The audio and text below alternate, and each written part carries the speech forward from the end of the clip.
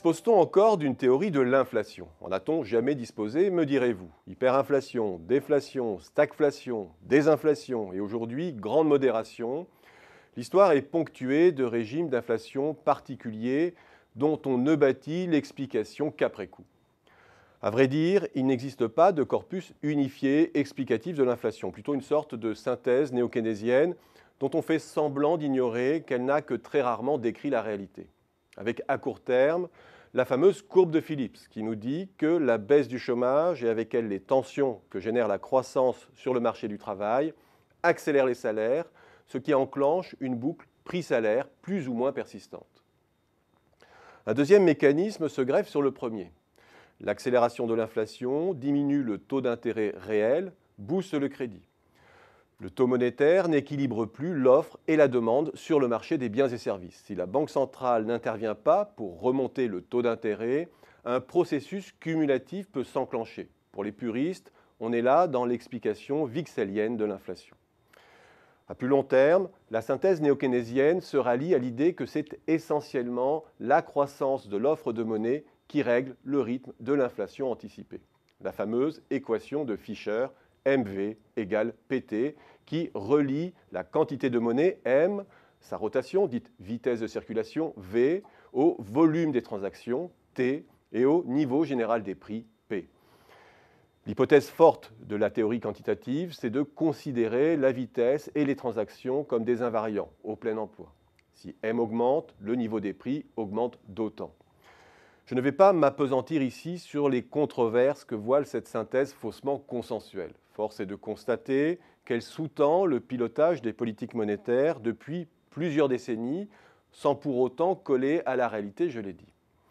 Si l'on s'en tient à ce qui cloche aujourd'hui, disons rapidement que la corrélation négative entre chômage et salaire, sans disparaître intégralement, est devenue particulièrement ténue.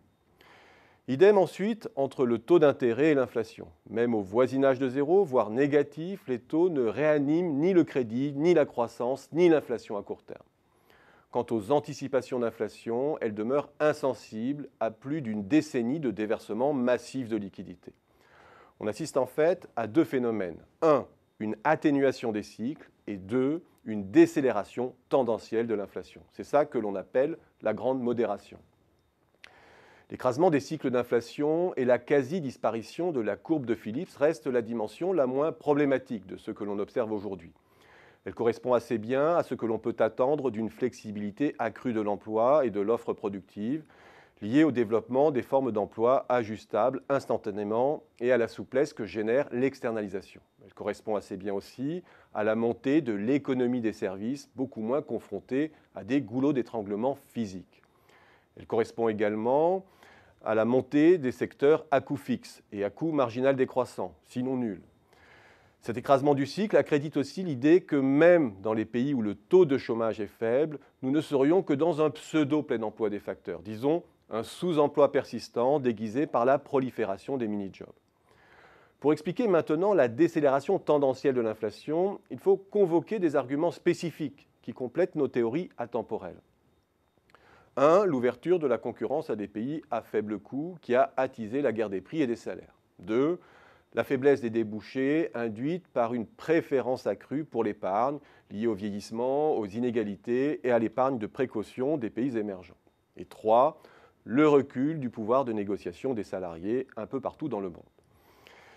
La disparition de l'inflation monétaire à long terme nous invite néanmoins à réviser plus profondément nos représentations. On se dit notamment que l'équation quantitative gagnerait à être enrichie par la composante financière des transactions. Tout se passe en effet comme si, dans un monde où les transactions financières ont explosé et où les arbitrages de portefeuille prennent une place prépondérante, la liquidité n'engendrait plus qu'une inflation des prix d'actifs. Et comme si le pouvoir de négociation accru des détenteurs de capitaux et les craintes des effets déstabilisants des moins-values paralysaient toute tentative de normalisation des taux.